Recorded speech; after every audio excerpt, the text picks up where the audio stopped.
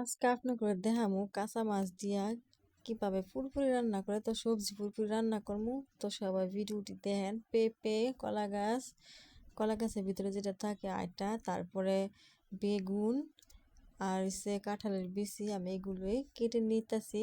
তো সবজিগুলো কাটছি, তো কলা গাছগুলো এখন আমি কাটটা নিমু। তো আমার ভিডিওটা সবাই দেখেন কিভাবে কাঁচা মাছ দিয়ে আমি পুরপুরি রান্না করি।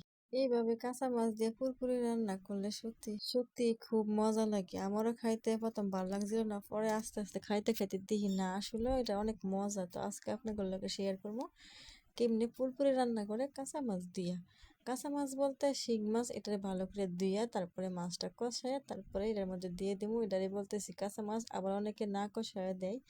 তা ফল তো সব ধরনের সবজিগুলো আমি কাইটা কুটে রেডি করে নিলাম। পাবদাগুলো একটু পাকা পাকা ছিল, তো পাবদার মুখগুলো আমি নিয়ে নিয়েছি, যতটুকু স্বাদ আছে ততটুকু নিয়েছি। তো হলুদ মরিচ আর লবণ দিয়ে প্রথমে এটা ভালো করে হাতে মেখে নিতে হবে। আমি তো মাখতেছি না, আমার শাশুড়ি আমার মাখতেছে, আমার শাশুড়ি আমার রান্না করবো। উনি মেখে দিতেছে, আমি মাখলে আমার হাতে জ্বলে, তো উনি মাখতেছে। তো সবজিগুলি মাখা তারপর এটার মধ্যে পুঁইশাক পাতা দিয়ে দিই। পুঁইশাক পাতাগুলো হালকাভাবে একটু নাড়াচাড়া দিয়ে মাখা নেওয়া লাগবো। হালকাভাবে একটু নাড়াচাড়া দিয়ে মাখা টেক্কা নেওয়া লাগবো। তারপরে একটু পানি দিয়ে তারপরে বসাই দিতে হইব। তো পুঁইশাকগুলি দিয়ে তারপরে আস্তে আস্তে আমার শাশুড়ি আমার মাখা নিতেছে। আমার হাত জ্বলবে দিকে আমি মাখি না। তো মাখা টাকা শেষ হয়ে গেলে সামান্য একটু পানি দিয়ে এটা চুলার মধ্যে এখন বসাই দিতে হবে।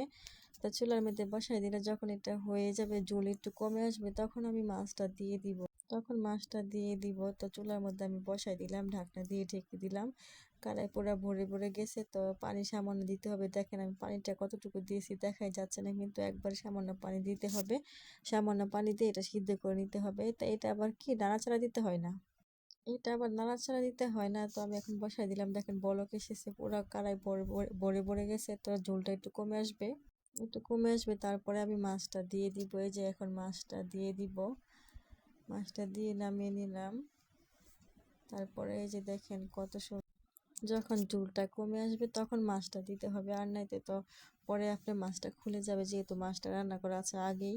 তো এখন সামান্য ঝোলটা কমে এসেছে, আমি মাছটা দিয়ে দিলাম। মাছটা দিয়ে দিলে তারপরে যখন এটা সিদ্ধ হয়ে যাবে, মাছগুলো তো পানি কমে যাবে, মাছগুলো উপরেই থাকবে, তখন আমি এটা নামিয়ে নিব। এই তরকারিটা রান্না করার একটা সুবিধা কি জানেন, তরকারি আপনি মেখে টেকে বসিয়ে দিতে পারবেন, নাড়াচাড়া দিতে হবে না, নিচে পুড়ে যাবে না, লেগে যাবে না, এটার কোনো ভয় থাকে না। তো দেখেন হয়ে গেল আমার পুরপুরি রান্না।